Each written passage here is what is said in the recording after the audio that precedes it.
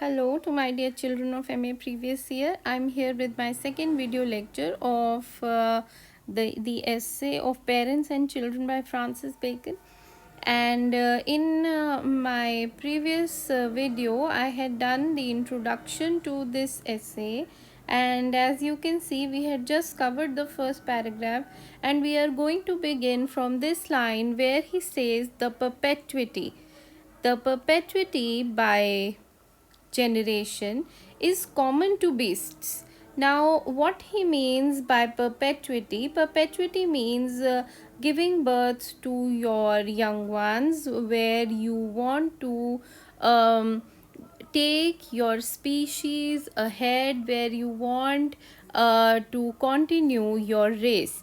And here he wishes to say a very common thing. Everybody knows that animals and humans alike give birth to their children in order to ensure that their race continues. So I will just write this down over here so that you get the meaning of this line from the perpetuity to be. So he means to say that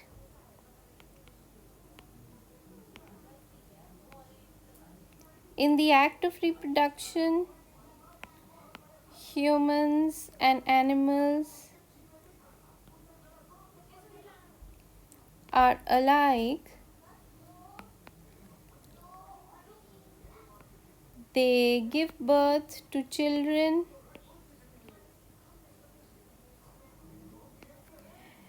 and in this way they ensure the continuity of their race, or maybe you can say the continuity of their species. But then he also adds, now this is important, he says memory, this is number 1, merit, this is number 2, and noble works, this is number 3. In these 3 ways, he says, men distinguish themselves from animals. So why does he say this? That these are the things which are proper to men. Proper to men means that only human beings have these 3 traits, where they have the memory, that is, they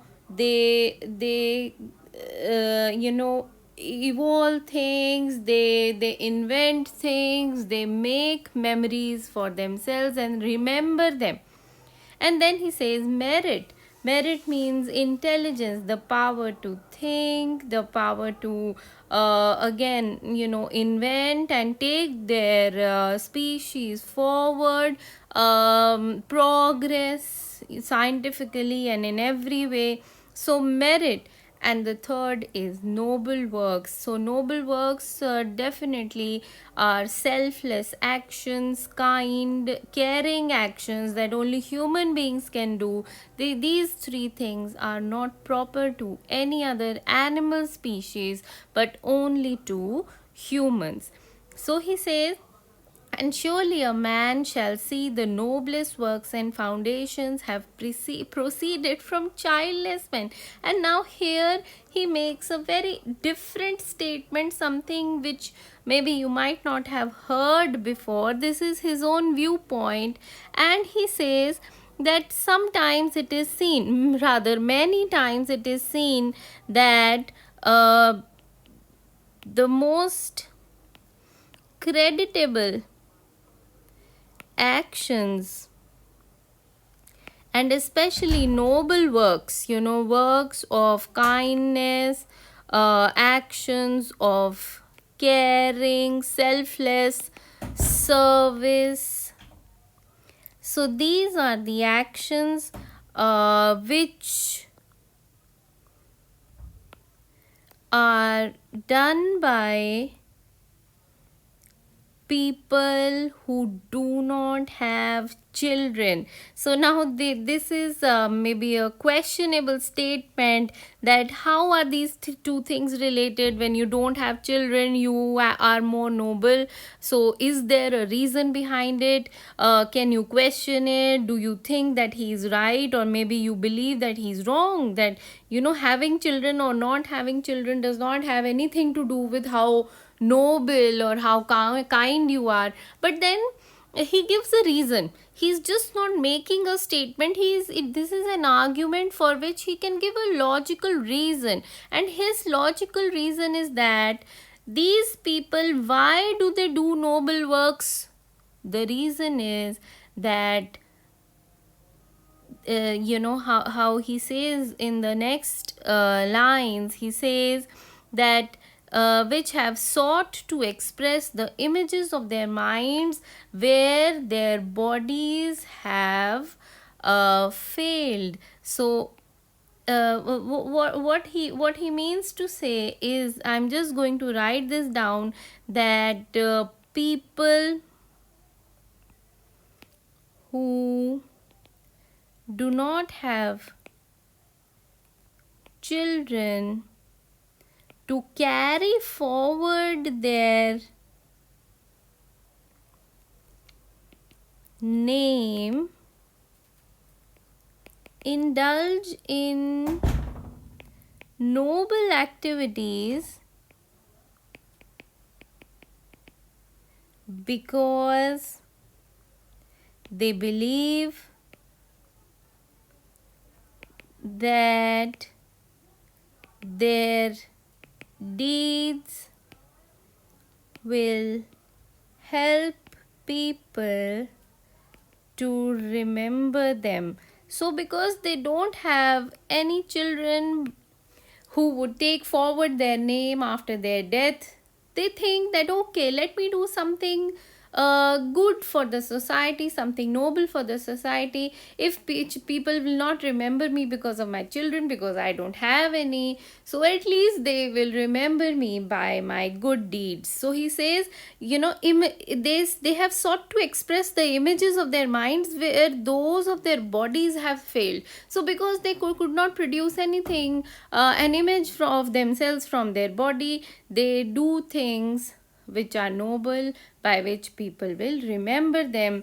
And then he says, so the care of posterity is most in them that have no posterity. So again, if you continue from this logic that I have written over here, this line also makes sense. So posterity, this word, if you have understood the meaning of the previous line, I think this word would not be very difficult for you. So here, first of all, the word care means the worry, and posterity means their legacy, their name, how it will be remembered after their death. So people who do not have children to carry their name forward are more worried about who will carry their legacy, okay, because they don't have anybody to call their own. So he says, this is one argument. Here he stops his argument and immediately he begins with his next argument, where he says that they that are the first raisers of their houses. Now this, he is just saying it metaphorically, that they are the raisers of the houses. Basically he wants to say that people who have built a fortune from scratch, people who have lifted the names of their families, the fortunes of their families, the standards of their families from very low to very high. So there in between there comes a generation who really raises the bar for the family. So you might have seen that, there is this poor fellow, there is this workman, maybe he's a laborer, maybe he's just a rickshaw puller. So his own generation was very poor, but his maybe one of his children, has such a caliber. Either he becomes some IAS officer, or he becomes some distinguished personality, and by the sweat of his own brow, he really raises the bar, the standard in his family. So you can call that person the first raiser of the house. Do you understand this? The person who has built the house, by his own effort, he is definitely concerned about, how his name will be taken forward. Why? Because he himself has worked so hard to build a name. He really wishes that his children are also like him, who carry forward his legacy, the legacy that he has not just got from his father, he has built it himself. So they are the people who are the first raiser of the house. I hope you have understood. Even though these are just 3 or 4 words, they carry very deep meaning. They that are the first raisers of their houses are most indulgent towards their children. Why? Because they have seen a childhood of poverty, they have seen a childhood of need, and they have worked very hard to remove that poverty, that deprivation. And now when they have children, they wish to give their children everything, and they also aspire that their children would do almost as well, or maybe more than their own selves. So he says they are the most indulgent towards their children, beholding them. So they look into the faces of their children, beholding them as the continuance not only of their kind but also of their work. So their children are not just carry forward the human species, they also carry forward their hard work. So this work is really important. Why? Because these people, the first raisers of the houses, they have worked so hard that they wish that their children would carry forward the meritorious name that they themselves have built by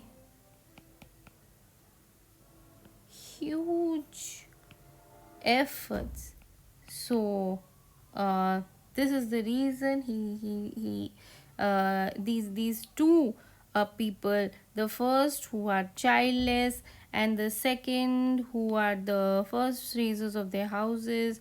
So the childless people, they do noble works because they wish that they would be remembered, if not by their children, so by their noble works.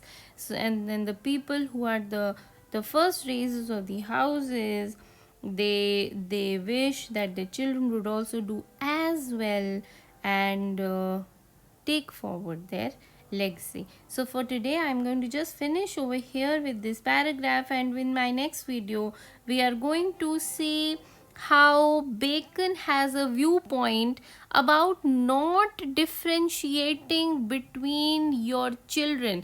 He has made this observation that sometimes parents are partial towards one child as compared to the other child. So if he has one, or if he has 2 or more children, it has been observed that parents are really partial towards some one particular child, and maybe because of that bias some other child suffers. So Bacon has an observation to make regarding that, but we are going to do that in our next video. I hope you have got the point over here which I wanted to explain.